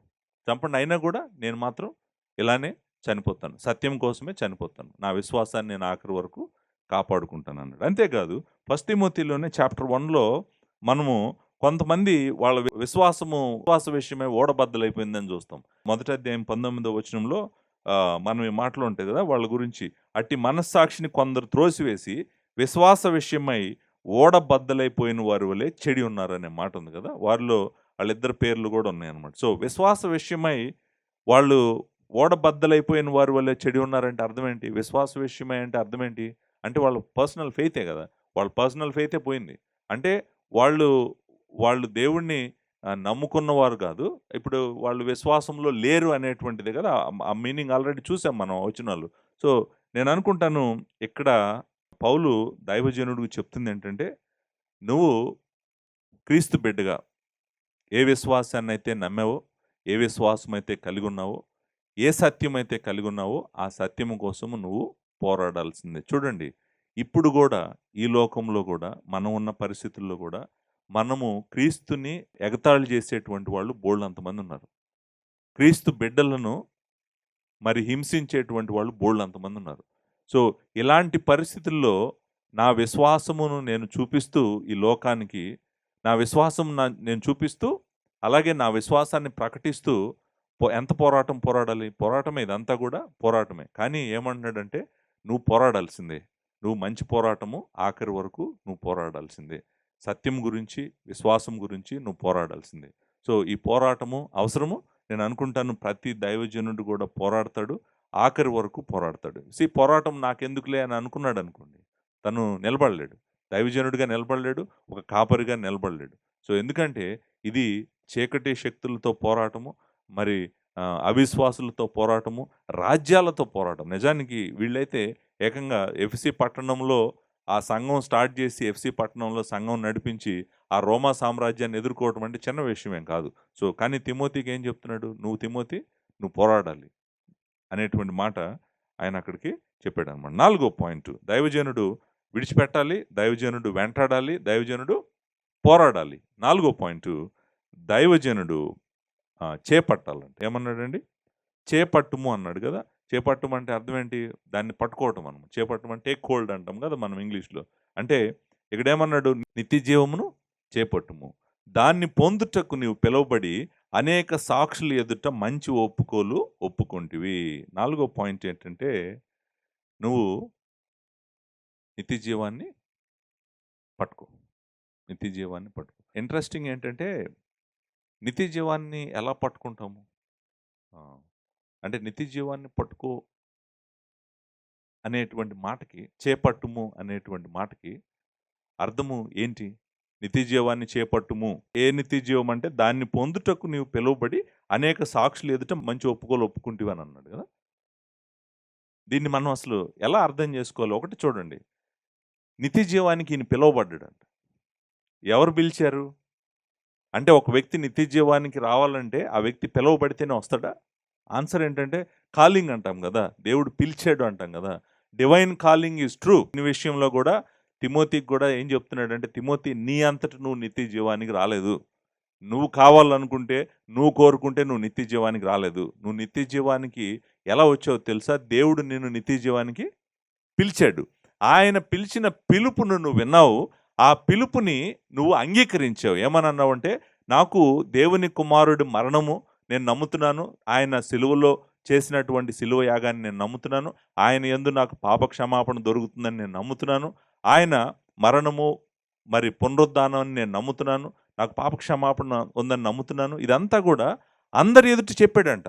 అందరి ఎదుట చెప్పాడనే ఉంది కదా! అనేక సాక్షుల ఎదుట మంచి ఒప్పుకున్నాడంట. నేను క్రీస్తు బిడ్డని, నేను దేవుడిని నమ్ముకుంటానని అందరి ఎదుట ఒప్పుకున్నాడంట. కానీ ఒప్పుకోవటం వల్ల ఆయనకు నిత్య జీవాన్ని దేవుడు అనుగ్రహించాడు. కరెక్టే. కానీ నిత్య జీవము ఆయన పొందటానికి స్టెప్స్ ఏంటి మీరు జాగ్రత్తగా చూసారనుకోండి. దేవుడు నిత్య జీవానికి తిమోతిని పిలిచాడు.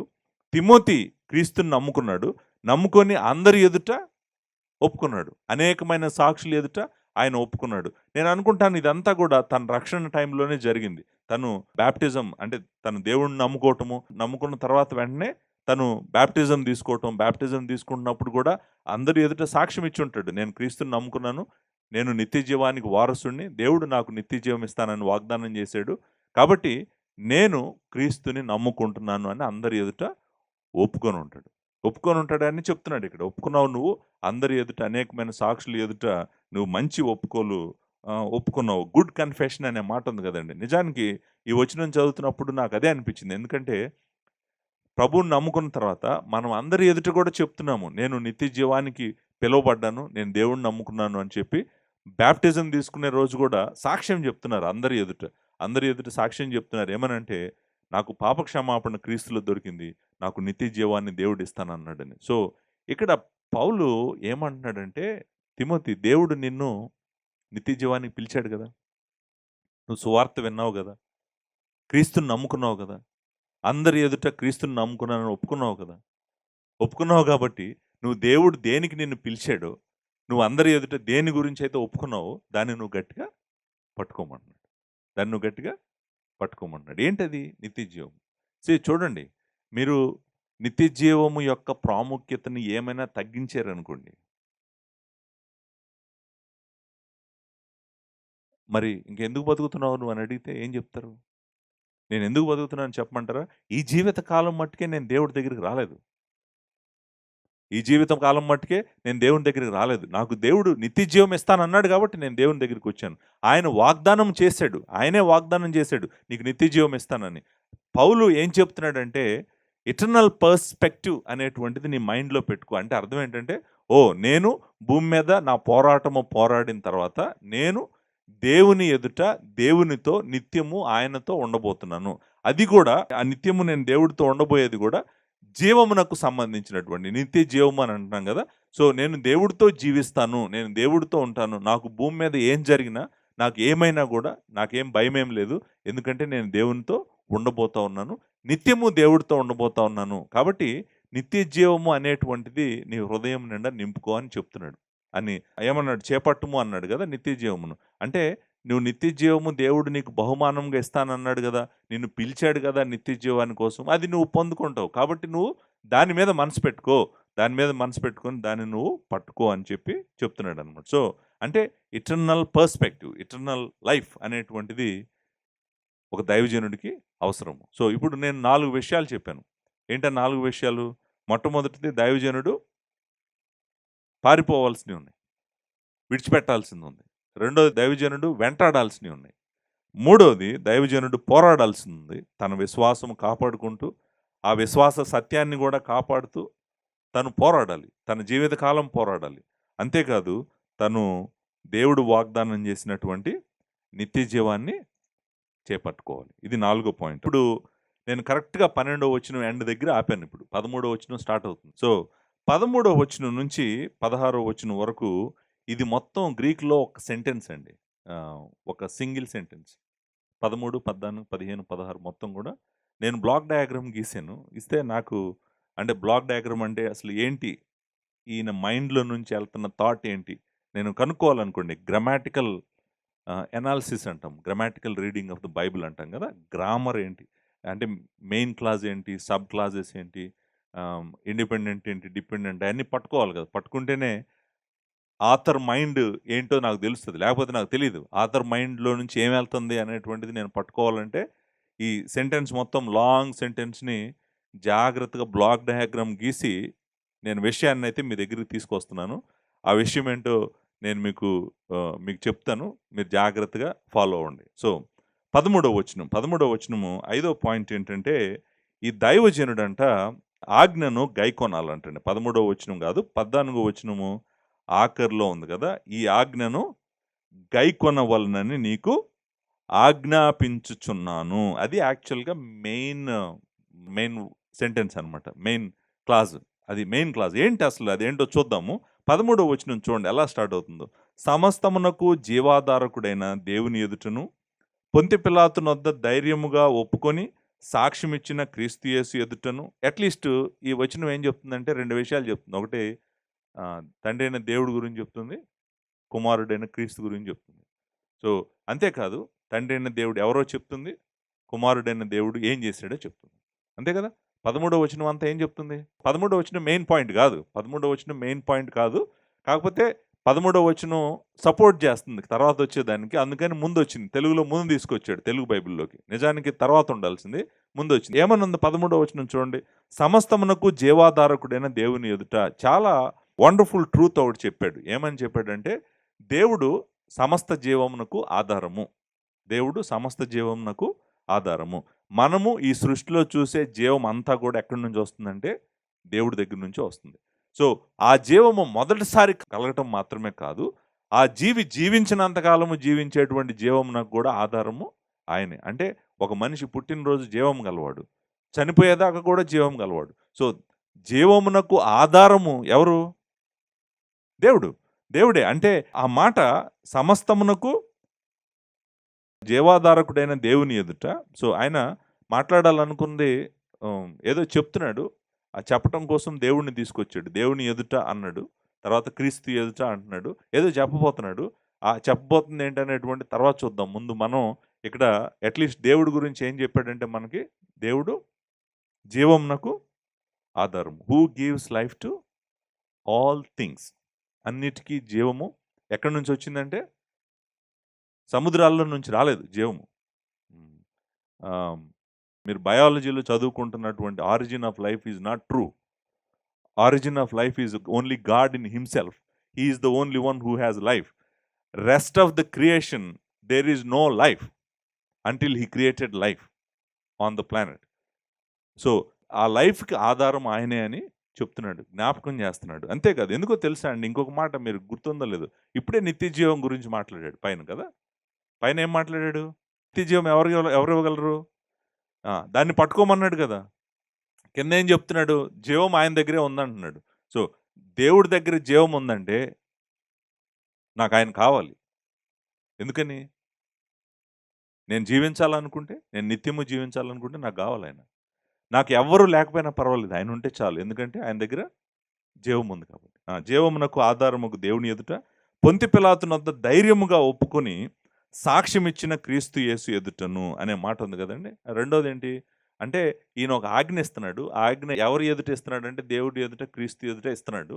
సో, ఆ ఆజ్ఞను ఇవ్వటానికి ముందు ఎవరి ఎదుట చెప్తున్నాడు. దేవుని ఎదుట నేను నీకు ఆజ్ఞ ఇస్తున్నాను, క్రీస్తు ఎదుట నేను ఈ ఆజ్ఞ ఇస్తున్నాను. ఇది ఆల్రెడీ మనం చూసాం కదండి. మీరు 5వ అధ్యాయం 21వ వచనంలో చూసాం కదా! మీకు గుర్తుందో లేదో? విరోధ బుద్ధితోనైనను పక్షపాతమునైనను ఏమీ చేయక, నేను చెప్పిన ఈ సంగతులను గైకొనవలెనని దేవుని ఎదుటను, క్రీస్తు యేసు ఎదుటను, ఏర్పరచబడిన దేవదూతల ఎదుటను నీకు ఆనబెట్టుచున్నాను అన్నాడు కదండి. దగ్గర దగ్గర సేమ్ థింగ్ అలాంటి స్టేట్మెంటే ఇక్కడ కూడా చెప్తున్నాడు. కాకపోతే తర్వాత రావాల్సింది ముందొచ్చింది అంతే తేడా. తేడా ఏం లేదనమాట. సో, ఏమంటున్నాడు? సమస్తమునకు జీవాధారకుని దేవుని ఎదుటను, పొంతి పిలాతు నొద్ద ధైర్యముగా ఒప్పుకొని సాక్ష్యం ఇచ్చిన క్రీస్తు యేసు ఎదుటను. చూడండి, మనందరికీ తెలుసు కదా, ప్రభువు రోమా సామ్రాజ్యంలో పొంతి పిలాతు గవర్నర్‌గా ఉన్నప్పుడు ఆయన ఎదుటకు తీసుకొని రాబడ్డాడు. వచ్చినప్పుడు ఆయన ఏమీ భయపడలేదు కదా! ఆయన ధైర్యముగా, ఆ మాట ఉంది కదా, ధైర్యముగా ఒప్పుకొని సాక్ష్యం ఇచ్చాడు. ఏమని సాక్ష్యం ఇచ్చాడు? పొంతి పిలాతు ఏదైతే అడిగాడో, ఏమైతే కావాలనుకున్నాడో దానంతటికి ఆయన అడిగిన ప్రశ్నలకు సమాధానం చెప్పాడు. సో, మనము ఆయనను గురించి గాని, ఆయన రాజ్యం గురించి గాని, ఆయన వర్క్ గురించి కానీ, ఆయన ట్రయల్‌లో ఆయన నిజంగానే సాక్ష్యం చెప్పాడు. ఆయనేమి ఆలోచించలేదు. ధైర్యంగా చెప్పాడు అని దేవుని వాక్యం సెలవిస్తుంది. సో, ఎందుకు ఇదంతా ఇంపార్టెంట్ మనకి? అంటే ఆయన సాక్ష్యం ఇచ్చాడు అనేటువంటిది ఎందుకు ఇంపార్టెంటు? అంటే ఆయన క్రీస్తుని నువ్వు మాదిరిగా తీసుకోమని చెప్పబోతున్నాడు.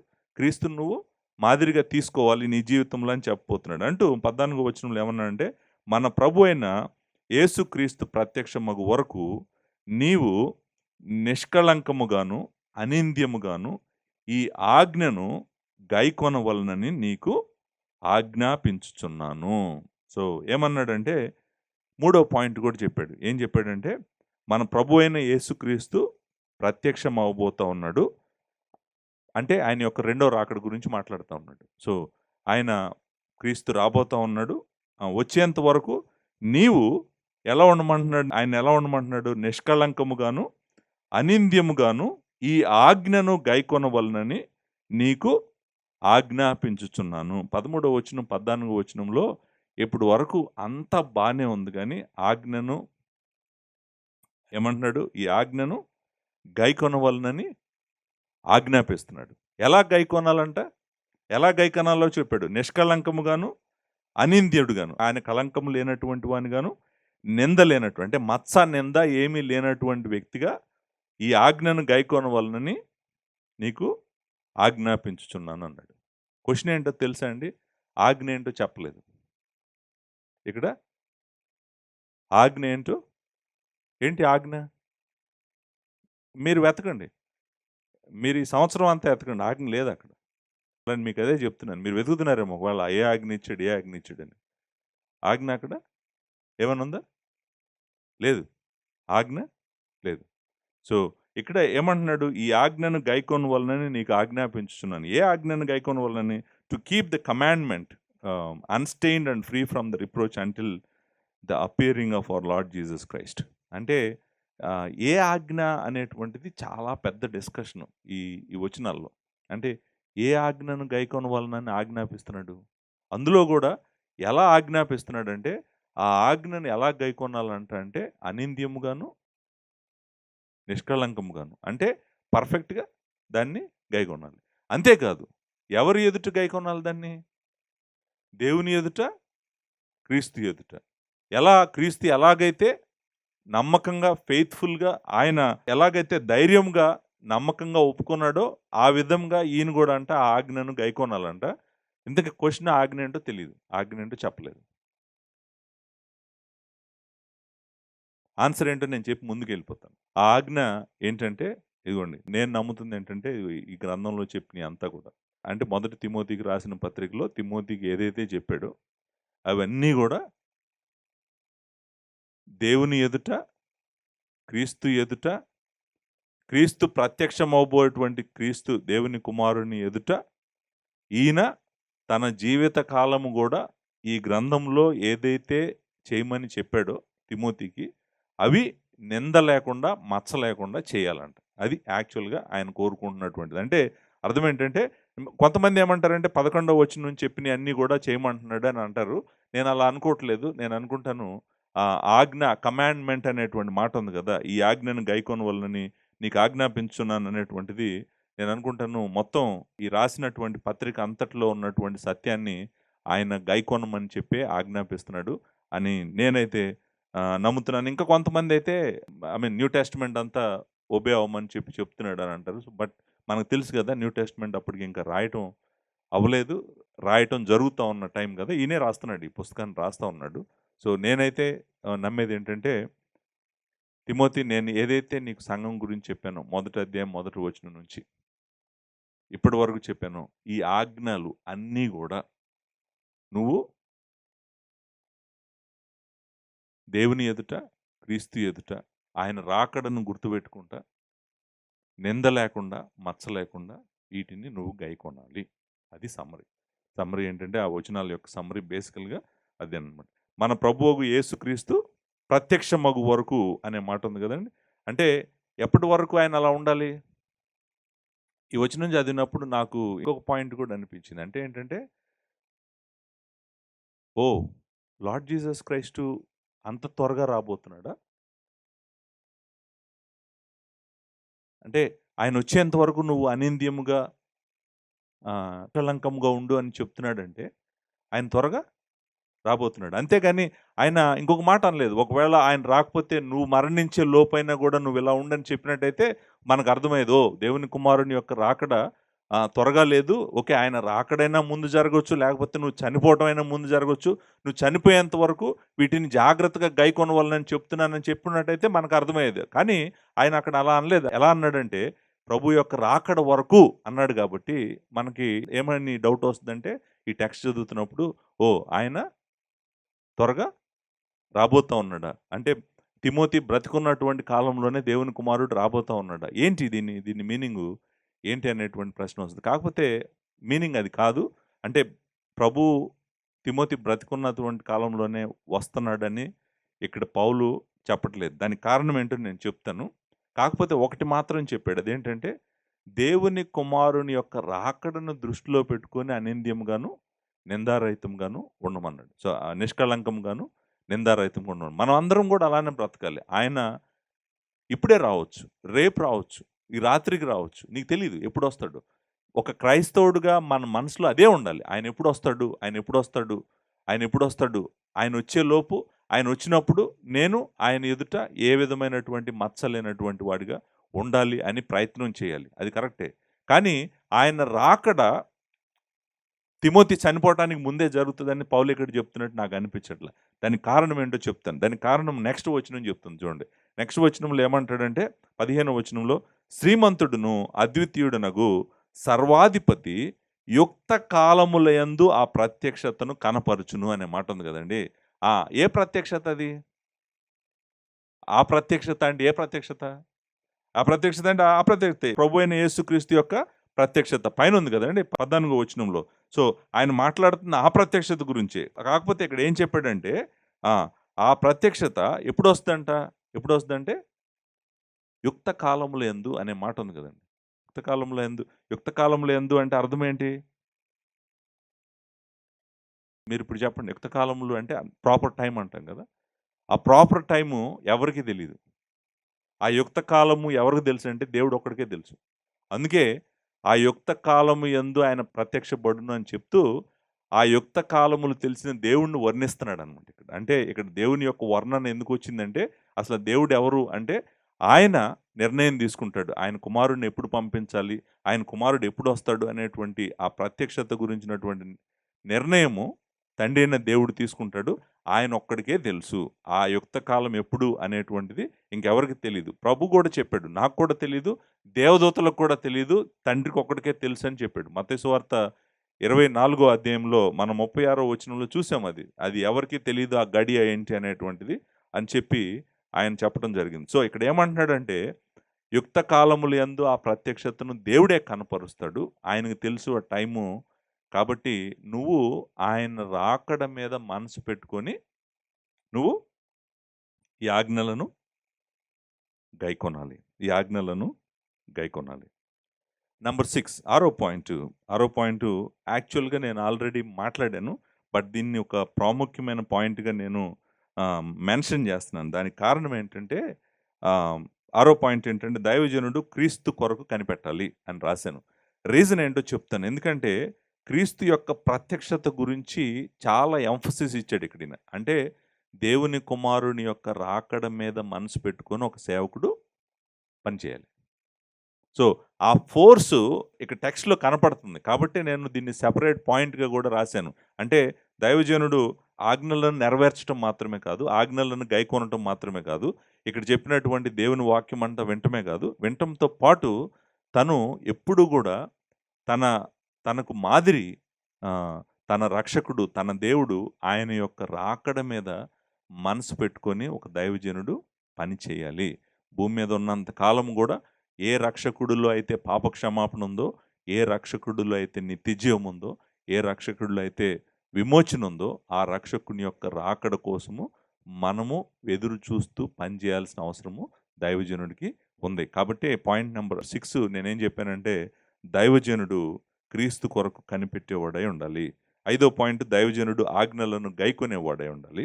6వ పాయింట్ దైవజనుడు క్రీస్తు కొరకు కనిపెట్టేవాడు. అంతేకాదు 7వ పాయింట్ దైవజనుడు దేవుణ్ణి ఎరిగి ఆరాధించేవాడై ఉండాలి. దైవజనుడు దేవుణ్ణి ఎరిగి ఆరాధించేవాడు అయి ఉండాలి. ఇక్కడ ఆ దేవుడు, ఏ దేవుడైతే దేవుని కుమారుడి యొక్క ప్రత్యక్షతను యుక్త కాలములు యందు తేగలడో ఆ దేవుణ్ణి వర్ణిస్తున్నాడు. ఆ దేవుడు ఎవరో చెప్తున్నాడు. ఆ దేవుడంట శ్రీమంతుడు, అద్వితీయుడగు సర్వాధిపతి, రాజులకు రాజు, ప్రభువులకు ప్రభువు, ఎవరూ సమీపింపరాని తేజస్సులో ఆయన మాత్రమే వసించుచు అమరత్వము గలవాడై ఉన్నాడు. మనుషులు ఎవడు ఆయన చూడలేదు, ఎవడును ఆయన చూడనేరడు అని చెప్పి లాస్ట్లో ఆయనకి మహిమ, ఘనత, శాశ్వతమైన ప్రభావము కలగాలని కోరుకుంటూ ఉన్నాడు. ఇప్పుడు మనల్ని ఎక్కడికి తీసుకొచ్చాడంటే ఈ ప్రత్యక్షతను ఇవ్వగలిగిన వాడు ఎవరో చెప్తున్నాడు. ఎవరు? తండ్రి అయిన దేవుడి గురించి మాట్లాడుతున్నాడు. ఏ ప్రత్యక్షతని? కుమారుడు గురించినటువంటి ప్రత్యక్షతను యుక్త కాలములు యందు ఎవరైతే తేగలడో ఆయనను వర్ణిస్తున్నాడు. ఆయనను వర్ణిస్తూ ఏం చెప్తున్నాడంటే, ఇదిగో ఆయన ఇదంతా చేస్తుంది, ఆయన ఎవరో నీకు చెప్తాను విను అని చెప్పి ఆయన గురించినటువంటి వర్ణన ఉంది. మొట్టమొదటిది శ్రీమంతుడు. మన దేవుడు ఎవరు? శ్రీమంతుడు. శ్రీమంతుడు అనే మాట మనం ఆల్రెడీ మొదటి అధ్యాయం 8వ వచనంలో చూసాం. నేను అక్కడ ఎక్స్ప్లెయిన్ చేశాను శ్రీమంతుడు అంటే ఎవరు అనేటువంటిది. మొదటి అధ్యాయం 8వ వచనంలో అయినను శ్రీమంతుడకు దేవుడు నాకు అప్పగించినటువంటి ఆయన మహిమ గల సువార్త ప్రకారం అని నేను అక్కడ ఎక్స్ప్లెయిన్ చేశాను. శ్రీమంతుడు అంటే అర్థము ఏంటంటే సమస్తము కలిగినటువంటి వాడు, సంతోషంగా ఉన్నటువంటి వాడు, ఆయనకి ఏ అవసరము లేదు, కావాల్సిందంతా ఆయనలోనే ఉంది, ఆయన సమస్తము కలిగినటువంటి వాడు. అంతేకాదు తను సంతోషంగా ఉన్నటువంటి వాడు, తనకి ఏది అవసరం లేదు. అలాంటి వ్యక్తిని మనం ఏమంటామంటే శ్రీమంతుడు అంటాం అనమాట. ఆయనలోనే సమస్తము ఉన్నాయి, ఆయనే సమస్తము కలిగి ఉన్నాడు. సో అంతేకాదు సంతోషంగా ఉన్నాడు, ఆనందంగా ఉన్నాడు. శ్రీమంతుడు బాధగా ఉన్నాడు అనమాట. నాకు ఇది లేదు, నాకు ఇది ఉంటే బాగుందని అనుకునేవాడు శ్రీమంతుడు కాదనమాట. సో మన దేవుడు సమస్తము కలిగినటువంటి వాడు, ఆయనకు ఏ తక్కువ లేదు, ఆయన సంతోషంగా ఉన్నటువంటి వాడు శ్రీమంతుడు. సో నిజానికి చూడండి, ఒక దైవజనుడికి నా దేవుడు శ్రీమంతుడని తెలిసిందనుకోండి, అంతే, ఇంకా దైవజనుడు ఆలోచించాల్సిన అవసరం లేదు. నా దేవుడు శ్రీమంతుడు అనేటువంటిది ఎంత కంఫర్ట్ ఇస్తుంది ఒక సేవకుడికి అంటే మీరు ఊహించండి. అంతేకాదు అద్వితీయుడగు సర్వాధిపతి అనే మాట ఉంది కదండి. Is the only one sovereign, only sovereign అనే మాట ఉంటుంది. అద్వితీయుడు అంటే ఒకే ఒక్కడు, సావరెన్ అంటే సర్వాధిపతి. సర్వాధిపతి అంటే ఏంటంటే అర్థము సర్వం మీద అధికారము కలిగినటువంటి వాడు, ఈ సృష్టి మీద అధికారం కలిగినటువంటి వాడు, మనుషుల మీద అధికారం కలిగినటువంటి వాడు, రాజ్యాల మీద అధికారం కలిగినటువంటి వాడు, కాలాల మీద అధికారం కలిగినటువంటి వాడు. సో జరిగిపోయిన వాటి మీద, ఉన్న వాటి మీద, రాబో వాటి మీద అధికారం కలిగినటువంటి వాడు, సూర్య చంద్ర నక్షత్రాల మీద అధికారం కలిగినటువంటి వాడు, దేవదూతల మీద అధికారం కలిగినటువంటి వాడు. ఆయనకి సర్వాధికారము ఉన్నటువంటి దేవుడు మన దేవుడు. ఆయన సర్వాధిపతి. ఆ సర్వాధిపతిని వర్ణిస్తూనే ఏమన్నాడు? రాజులకు రాజు, ప్రభువులకు ప్రభు అన్నాడు. సర్వాధిపతి మాత్రమే రాజులకు రాజు కాగలడు, ప్రభువులకు ప్రభువు కాగలడు. అంతేకాదు 16వ వచనంలో ఉంది, సమీపింపరాని తేజస్సులో ఆయన మాత్రమే వసించుచు అమరత్వము గలవాడై ఉన్నాడు. ఆయన దగ్గరికి ఎవరు వెళ్ళలేరంట. అంతేకాదు ఆయన అమరుడు అంట. అమరుడు అనే మాటని మనం ఆల్రెడీ చూసామంటే అమరుడు అంటే ఏంటి? మరణం లేనటువంటి వాడు, మార్పు మరణము లేనటువంటి వాడు. ఎవరు సమీపించలేరంట. సమీపింపరాని తేజస్సులో ఆయన మాత్రమే ఉన్నాడు. అంటే ఆయన చాలా పరిశుద్ధుడు. ఆయన దగ్గరికి అపవిత్రమైంది కానీ అయోగ్యమైంది కానీ ఏది రాలేదు. సమీపించడం అనేటువంటిది జరగదు. అంతేకాదు ఆయన మరణము లేనటువంటి వాడు. మనుషుల్లో ఎవడును ఆయన చూడలేదు, ఎవడును ఆయన్ను చూడనేరడు. సో ఎవరు చూడలేదు, ఆయన ఎవరు చూడలేరు, ఎవరు చూడలేదు. నేను మరలా చెప్తున్నాను, ఆయన్ని ఎవ్వరూ చూడలేదు, ఆయన్నెవరు చూడలేదు. పాత నిబంధన గ్రంథంలో వాళ్ళు చూశారు, వీళ్ళు చూశారు. మీరు ఎన్నిసార్లు అని చెప్పండి, మళ్ళీ చెప్తున్నాను. నేను చెప్తున్నాను మళ్ళీ, ఆయన ఎవరు చూడలేరు, ఆయన ఎవరు చూడలేదు. మనం చూసింది అంతా కూడా తండ్రి రొమ్మునున్న అద్వితీయ కుమారుడు ఆయన్ని ఎంత బయలుపరిచాడో అంతే చూసాం. మరలా చెప్తున్నాను, ఆయన ఎవరు చూడలేదు, ఆయన ఎవరు చూడలేదు. ఆయనకు ఘనతయు శాశ్వతమైన ప్రభావము కలిగి ఉండునుగాక. ఆమేన్. ఇప్పుడు చూడండి, ఈ లక్షణాలు ఆల్రెడీ నేను కొన్ని ఎక్స్‌ప్లెయిన్ చేశాను. మీకు చాలా డెప్త్‌లో ఎక్స్‌ప్లెయిన్ చేశాను. మొదటి అధ్యాయం 17వ వచనంలో సకల యుగములలో రాజయుండి అక్షయుడును, అదృశ్యుడును, అద్వితీయుడైన దేవునికి సేమ్ వర్సెస్ అక్కడ ఉన్నాయి. నేను అందుకని ఇక్కడ లోపల ఎక్స్‌పోజిషన్‌లోకి వెళ్ళట్లేదు. ఈ మీనింగ్ ఏంటి అనేటువంటి ఎక్స్‌పోజిషన్‌కి వెళ్ళట్లేదు. కానీ ఒకటి మాత్రం నేను మీకు చెప్పగలను. ఏంటంటే దేవుడు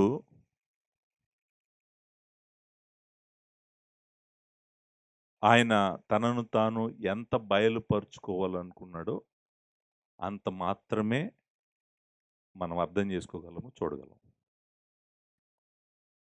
ఏ దేవుడినైతే మనము సమీపింపలేమని, ఎవరూ చూడలేదని, ఎవరూ చూడలేరని చెప్తున్నాడో, అదే దేవుడు తన కుమారుడిని మన కోసం ప్రత్యక్షపరచబోతున్నాడని ఇక్కడే చెప్పాడు. ఇక్కడే చెప్పాడు కదా! తన కుమారుడు రాబోతున్నాడు, ఆయన ప్రత్యక్షం అవ్వబోతున్నాడని ఇక్కడే చెప్పాడు కదా! సో, ఆయన ప్రత్యక్షపరచాలనుకున్నంతా మనం చూడగలము. ఆయన ప్రత్యక్షపరిచిందంతా మనం అర్థం చేసుకోగలము. ఆయన ప్రత్యక్షపరచంది మనం చూడలేము. ఆయన ఎందుకు అంత ప్రత్యక్షపరచాలనుకుంటున్నాడు? అంతా ఎందుకు పరచాలని ఆయన అనుకోవట్లేదు అనే ప్రశ్న మీకొచ్చిందనుకోండి. ఆన్సర్ ఏంటంటే, నేను సర్వాధిపతిని. నేను నిర్ణయాలు తీసుకుంటాను. నేను ఎంత మీకు ప్రత్యక్షపరచాలని, ఎంత ప్రత్యక్షపరచకూడదనేటువంటి నిర్ణయము దేవుడు మాత్రమే తీసుకుంటాడు. మనమెవరము ఆ నిర్ణయాలు తీసుకోలేము. సో, ఇక్కడ ఏ దేవుడైతే అమరుడుగా ఎవరూ సమీపింపరాని స్థితిలో రాజులకు రాజుగా, ప్రభువులకు ప్రభువుగా ఉన్నాడో, అదే దేవుడు మనల్ని వెతుక్కుంటూ మానవ శరీరం ధరించి భూమి మీదకొచ్చాడు. ఆయన మనకు ఎంత అవసరమో అంత ప్రత్యక్షత అంతా ఇచ్చాడు మనకి. కానీ మన దేవుడు నిజంగా ఎవరు అని అర్థం చేసుకోవాలనుకుంటే ఇదిగోండి ఇక్కడుంది. ఆయనను అలా అర్థం చేసుకొని మన జీవిత కాలము మనం ఆరాధన చేస్తూనే ఉండాలి. ఆయనను తెలుసుకోవాలి. తర్వాత ఆరాధన చేస్తూనే ఉండాలి. అన్నిటికన్నా ఒక దైవజనుడికి దేవుడిని తెలుసుకోవటము, దేవుడిని ఆరాధన చేయటము అంత ప్రాముఖ్యము. సో, దీంతో దైవజనుడు చేయాల్సినటువంటి 7 విషయాలు ఆఖరిగా మరి పౌలు తిమోతికి చెప్పాడు. మరి లాస్ట్‌కి వచ్చేసాం మనం. 17వ వచనం నుంచి 21వ వచనం వరకు ఈ బుక్ యొక్క ఎండింగ్‌లోకి వచ్చేసాము. సో, బుక్ ఎండింగ్‌కి వచ్చేసామనే సంతోషం కన్నా కూడా మీరు దయచేసి ఈరోజు నేనేం చెప్పానో దాని మీద మీ మనసు పెట్టండి.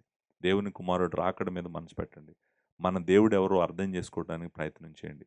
మీరు ఇలాంటి లక్షణాలను సంపాదించుకోవడానికి కాపరికి మాత్రమే కాదు, దైవజనుడికి మాత్రమే కాదు, ప్రతి క్రైస్తవుడికి అవసరమైన లక్షణాలివి. ఈ లక్షణాలను ప్రతి ఒక్కరూ సంపాదించుకోవడానికి ప్రతి ప్రయత్నము చేయాలని కోరుకుంటూ ముగిస్తున్నాను. Thank you so very much.